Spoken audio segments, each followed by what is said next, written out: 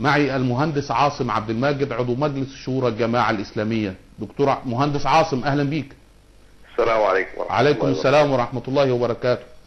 هذه الدعوة الغريبة التي رأيناها جديدة على المجتمع المصري، لم نكن نسمع بها من قبل.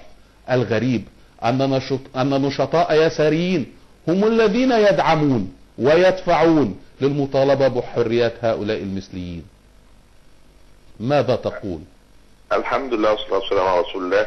هذه الدعوة كما تفضلت وقلت غريبة على مجتمعنا، جديدة على قيمنا، منبوذة في أوساطنا، لكنها في الحقيقة ليست غريبة ولا جديدة ولا منبوذة عند العلمانية. فالعلمانية التي عرفت في أوروبا والتي يراد نقلها الآن إلى مصر فيها هذه الأمور أمور عادية جدا.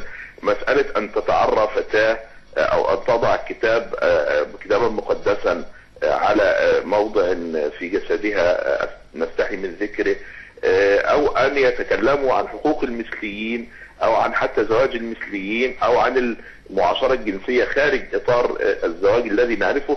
هذه أمور استقرت في أوروبا بالفعل، واستقرت في أمريكا بالفعل، واستقرت في كل المجتمعات العلمانية. فهؤلاء الذين خرجوا عن قيم إسلامنا وعن مبادئ إسلامنا وكادوا يخرجون عن عقيدة الإسلام ذاته وذهبوا باختيارهم إلى الفكر العلماني وإلى المعتقد العلماني والأخلاق العلمانية، لم يجدوا حرجا وقد تركوا يعني مبادئ دينهم، وبعضهم ترك عقيدة دينه وأعلن أنه ملحد بالفعل. لم يجدوا حرجا في أن يتخلقوا بهذه الأخلاق، لكن لن نسمح لهم بنشر هذا يعني الشذوذ في مصر بأي حال من الأحوال. أرى أنهم يخسرون معاركهم المعركة تلو الأخرى. هؤلاء الذين كانوا يعني في مقدمة الصفوف في محاولة إسقاط الدستور وفي محاولة منع الشعب المصري في الاستفتاء على الدستور، هؤلاء كانوا في مقدمة المصوتين بلا على الدستور، هؤلاء كانوا في مقدمة المتظاهرين المطالبين بإسقاط مرسي حول الاتحادية، هؤلاء هم الذين كانوا يبيتون في الخيام في الاتحادية ولا يزالوا يبيتون في الخيام في التحرير، وأخرجت من خيامهم قبل ذلك زجاجات الخمور والمخدرات وأشياء أخرى نستحي من ذكرها حتى لا نجرح شعور المشاهدين والمستمعين. هؤلاء هم خصوم التيار الإسلامي، فهؤلاء يعني قد فضحوا أنفسهم وقد فضحوا التيار الذي ينتمون إليه بهذه الدعوات القبيحة وبهذه الأفعال القبيحة التي لا يأنفون من ممارستها ليل نهار. يعني لست منزعجا ولست خائفا على المجتمع، لأن المجتمع سيلفظ هؤلاء، وأظن أنهم لو يعني حاولوا المجاهرة بأفعالهم القبيحة هذه فسيواجهون بكل قسوة وحزم وشدة من المجتمع. أنا أقول للناس جميعا هؤلاء هم خصومنا، هؤلاء هم خصوم التيار الإسلامي، وعلى المجتمع المصري أن يختار. هم يعتبرون قضيتهم معركة، ويقولون أننا لابد في النهاية سننتصر لهذه المعركة لأن هذه حقوقنا. يعني هم الباطل دائما في معركة مع الحق، فهم في معركة ونحن أيضا في معركة مستمرة معهم. أما القول بأنهم سينتصرون في النهاية فهذا وهم، هم ينهزمون يعني منذ بداية الثورة إلى يومنا هذا، لا يحققون إلا الهزيمة تلو الهزيمة تلو الهزيمة. الإعلام العميل الموالي لهم هو الذي يعني يبقيهم على قيد الحياة، لكن هؤلاء لو يعني يمتلكون ذرة من حياء لانتحروا سياسيا ولا ابتعدوا تماما عن المجتمع الذي يلفظهم دائما. أنا أرى أنهم تعروا تماما أمام المجتمع بهذه الدعوات الحقيرة التي انطلقت أخيرا. ينتحروا لماذا وهم يعتبرون أن قضيتهم ومطالبتهم تلك مطالبة حق، بدليل أنه في ليلة رأس السنة كانوا يستعدون لإقامة احتفالات راقصة وماجنة في ميدان التحرير رمز الثورة. لا ميدان التحرير أصبح الآن بؤرة الفلول. ميدان التحرير، وهذا تقصير كبير من وزارة الداخلية وعلامة استفهام كبيرة يعني تبرز في وجه قيادات وزارة الداخلية.